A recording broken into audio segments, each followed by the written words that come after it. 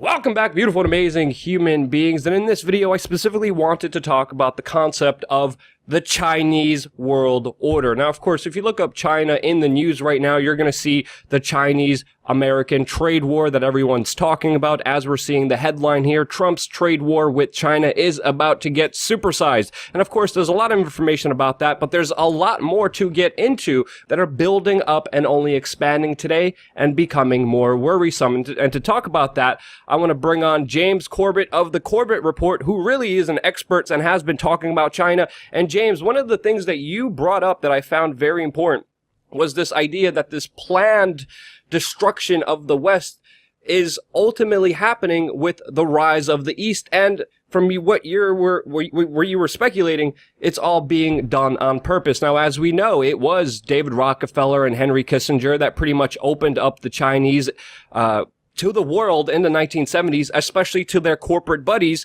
for slave labor. And China has expanded and grown in many different ways. And I wanted to get your take on that expansion and what you see happening now with the destruction of the West and the rise of the East. Well, you're exactly right about the way that you set this up and pointing out the significance of the history that has brought us to this point. So if there's one thing that your viewers should do today, it is type China and the New World Order into their search engine of choice. They will find the podcast that I did a couple of years ago, laying all of this out. All the documents are linked, so you can explore that to your heart's content. But the long story short is, as you point out, who was it that opened up China back in the 1970s? It wasn't Nixon who went to China. It was Kissinger who went the year before. And of course, Kissinger was nothing other than the protege of David Rockefeller. It was Rockefeller opening up China at the opportune time for the business interests, which clearly became the seed for what we're seeing today. And you can see that quite clearly again when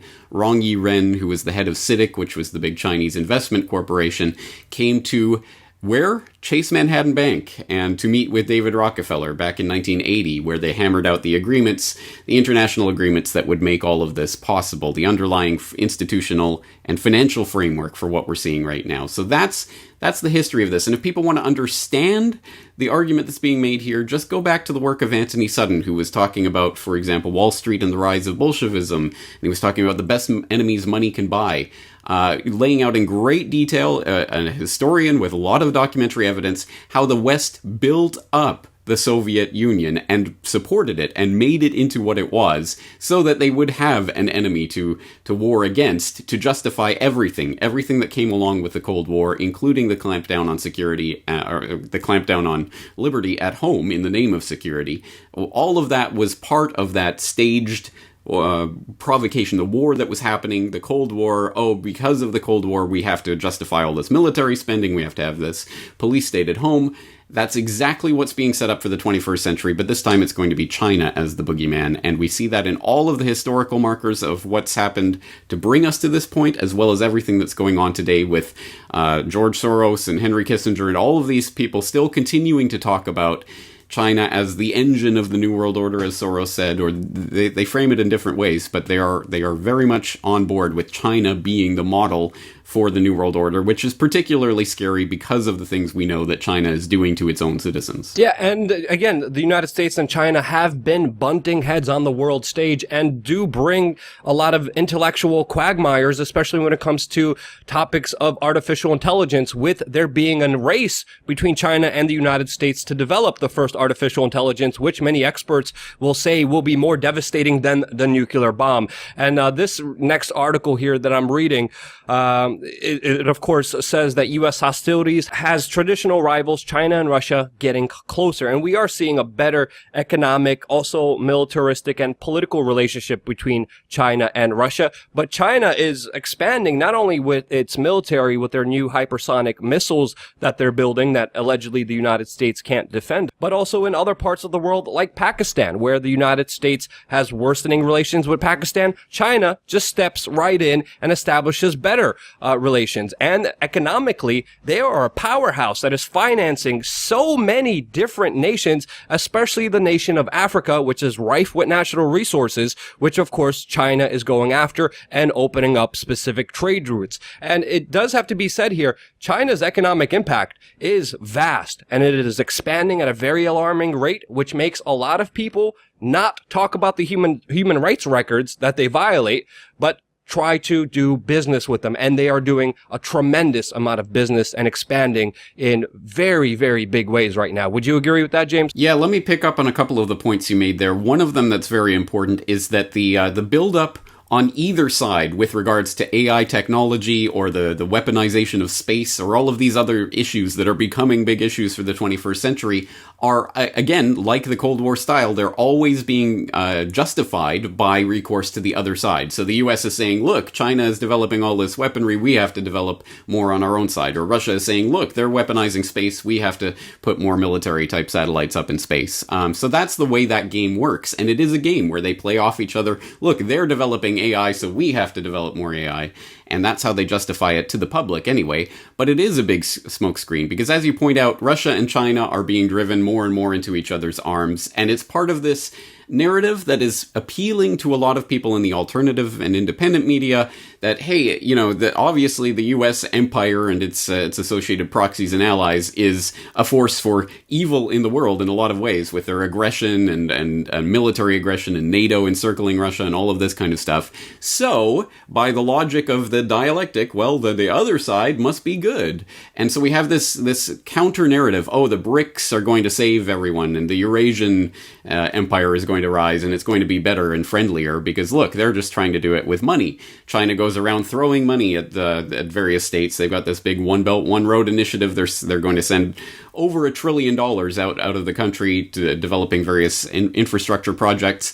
But it is itself a false narrative, and I've talked about this a lot in my writings as well. The truth about the BRICS and other things that people can look on my homepage for more details about how this is being done. And it's literally the same people behind the World Bank and the IMF are behind the BRICS Bank. I mean, literally the same board members and things like this. But they're posing as competing players so that people will fall into that trap of saying, oh, this side is bad, so this side must be good. But it's the same thing. And that's coming into crystal clear focus with all of this Chinese investment money that they're throwing around at Pakistan and Africa and all throughout Eurasia. They're throwing money hand over fist at various places.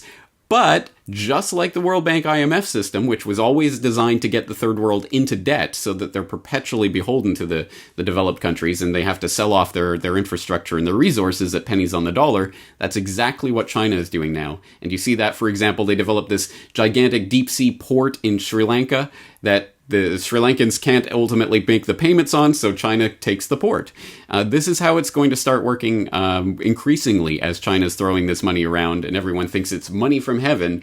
Oh, but there's a few strings attached. So it meet the New World Order, same as the Old World Order. The only difference is what face is going to be on that World Order. Whenever someone gives you money, there's always strings attached, and we know that here because we had many offers of people coming to us being like, "Yeah, we'll fund you. Yeah, no strings attached, but you can't talk about 9/11. You can't talk about either Barack Obama being bad or Donald Trump being bad. Just stay on this." And I'm like, no, that's not going to happen. And the points that you brought up made me think of my time when I was in Africa just a few months ago, and I remember talking to the locals there, and there was a lot of Chinese people there, and talking to the local Africans, especially in Kenya, they were like, colonization never went over. It's just a new face of it, and it's coming now from the east instead of the west. And the Chinese are coming in and having a very... And can I just point people, I just did an article on this called The Secret Battle for Africa, talking about the US and its military imperialism in Africa, but also China and its economic imperialism in Africa. And I think most people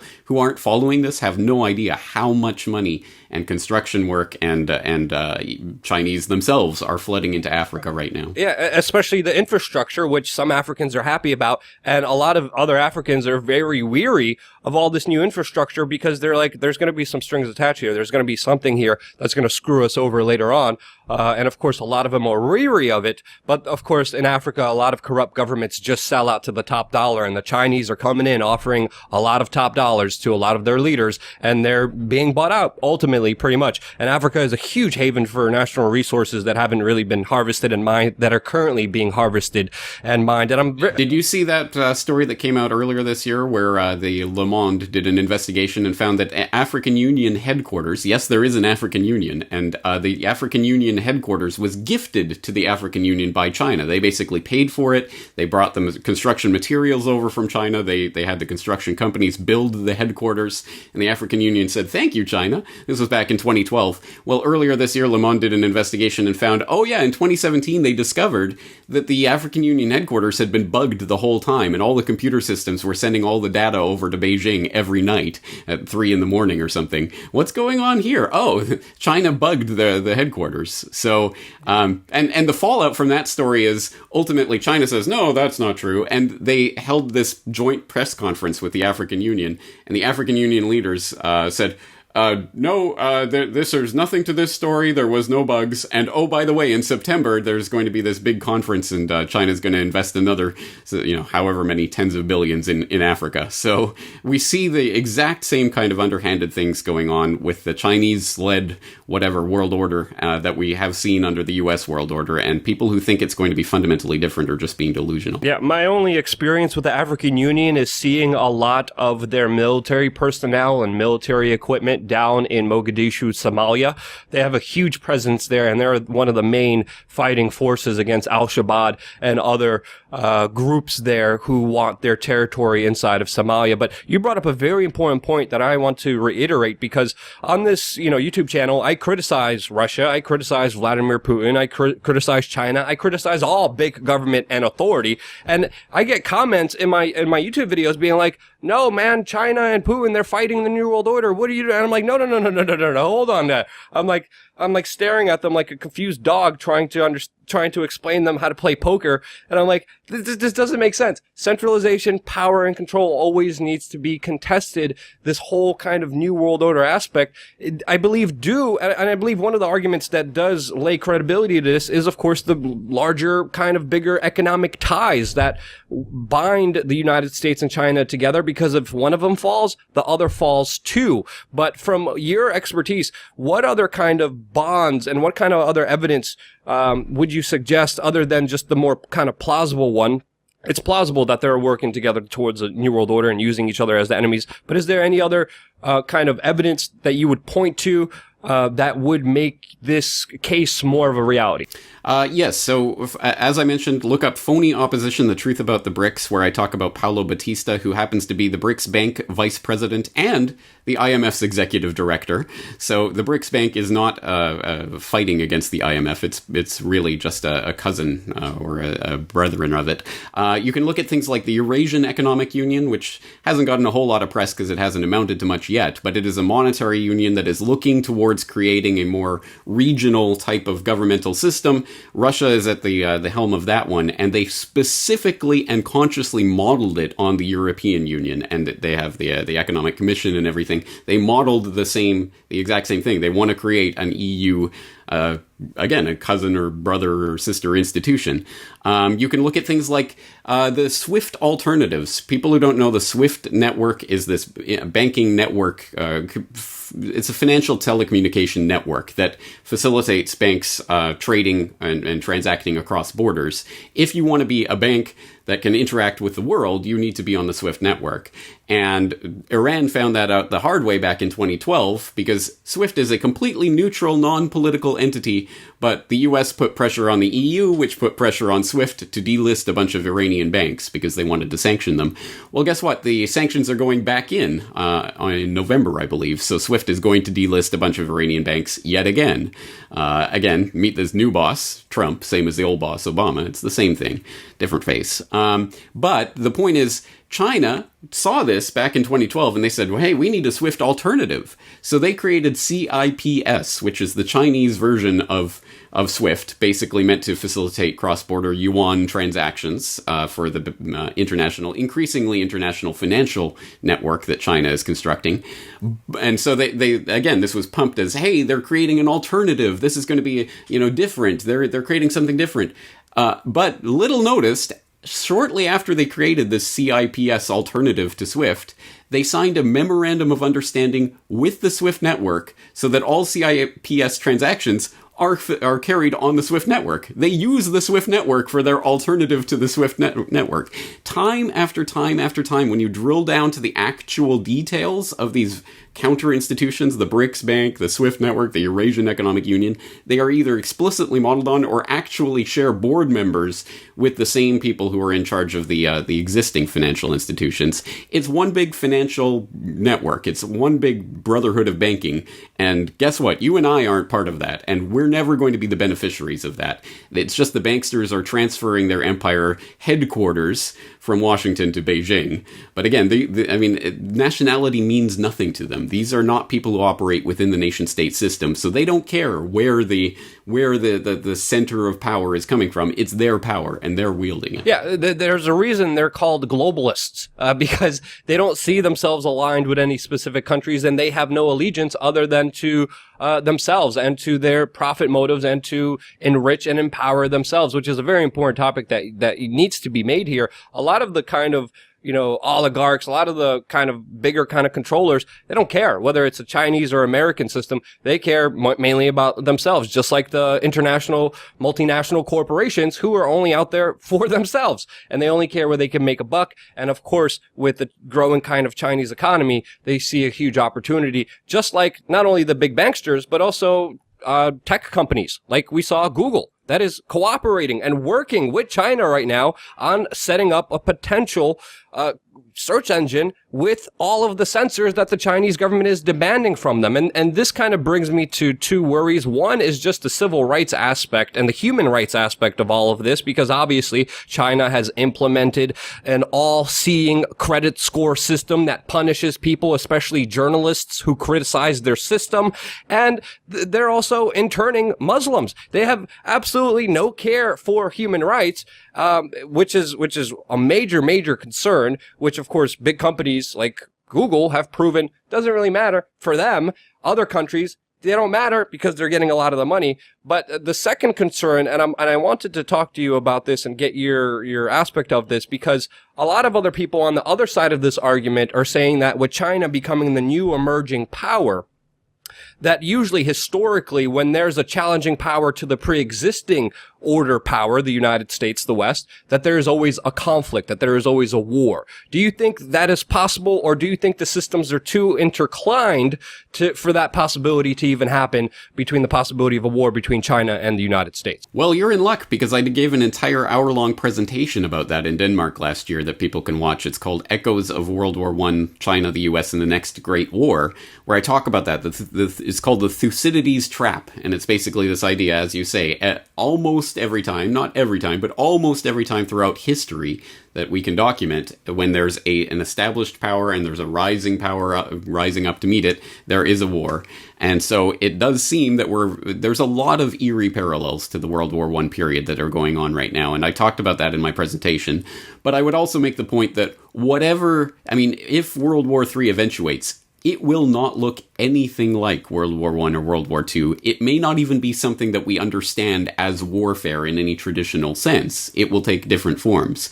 But the bigger picture of that, as always, as I say, is just as it was the banksters manipulating World War I and World War II and funding both sides and positioning everything, again, as Anthony Sutton detailed in great detail in his work, it's the same thing here. And the ultimate winners of war are, of course, not the people who pay with their blood for the wars that are waged in the name of king and country or whatever excuse they give. It's the banksters who always benefit from these wars, and they always position themselves to be on top, and they are always funding both sides, and they get to choose who wins by funding this side a little bit more than the other side. That's the way it has always worked throughout history, and we'd be naive to think it's any different. So I don't know if warfare will eventuate, and if it does, what it will look like. But I do know that it will be controlled like every other conflict in history, and you and I aren't going to benefit from that. So choosing teams in a fake game is not going to get you anywhere. It's not going to do anything other than maybe make you feel good if your team wins. But what does that mean if you end up serving in the police state? So I hope people do take some serious consideration of the points you've raised about the growing Orwellian isn't even a good enough word anymore. We need something beyond that to describe what's happening in China right now, with the CCTV camera networks being tied into the facial recognition networks, so that they're going to be able to identify any citizen within microseconds. At least that's what they're bragging at this point. And that'll all be tied into this, as you say, the social credit score, which is keeping track of how good a citizen you are, and you will lose points if you criticize the government or go against what they want you to do. You will gain points if you are a good citizen and you post great things about the Chinese Communist Party on Weibo or whatever social network they allow into existence there. And that's chilling for reasons that should be obvious, but it should be pointed out people are already being denied air travel or travel on buses or trains because they don't have a good enough credit score. That's already happening in China. And as you say, we have the problem with the Uyghurs in Xinjiang, where there's all sorts of draconian restrictions and even internment camps of some sort or other that are being put in. And this is a great example of the kind of games that people play in the alt media. Oh, they're bad, so they must be good, so this must be an okay thing. You look at even a great website like moonofalabama.org does great work on these types of issues, but recently had an article up, The Strategic Aspect of Bashing China's Re-Education of Uyghurs, which in the end starts to read like an apologia of China and what they're doing. It's like, well, those Uyghurs were rioting, so they deserve to be put in camps. And look, the US is saying the same things about the scary Muslim boogeymen, so it's all right when China does it. It starts to get into that territory where it's like, it's okay because it's opposed to the US. And I think we shouldn't fall into that trap. That is a trap that has been carefully laid for us to fall into. James Corbett of the Corbett Report, great, amazing analysis and points. You're one of the few people that still talks about this. I mean, I think there was China Uncensored that talked about just some of the points that you even bring up, but I don't even know if they're still around anymore. And they'd never talk about the Rockefeller and the underlying aspect. Yeah, the Rockefeller and Henry Kissinger opening up of China, and the media and corporate kind of cooperation that has been happening, that has allowed a lot of multinational corporations to rise up because of the slave labor, because of the suicide nets that frickin' Apple has over there, and now Google's cooperating with them, and there's less and less people talking about this. I mean, you're just one of the people that I see actually talking about this, hitting the nail on the head, and letting people understand what's coming, what they need to look out for, what they need to worry, and China is a huge worry one. So James, I want to thank you again for being brave, for being able to talk about these issues uninhibited, and letting the world know exactly what you think of the issue with your analysis and research. I always very much appreciate it. I appreciate your time, and I appreciate everyone who allows us to have this voice, because again, you look online, there's not many voices saying and talking about these very important issues. James is one of them. Definitely check out his channel, definitely follow him, and most importantly, thank you for allowing us to be here, continuing to still be here for the few days that we're left on the YouTube platform that is owned by Google, that's working with China. Wish us luck. I love you guys. Thank you again so much for watching. Stay tuned for more.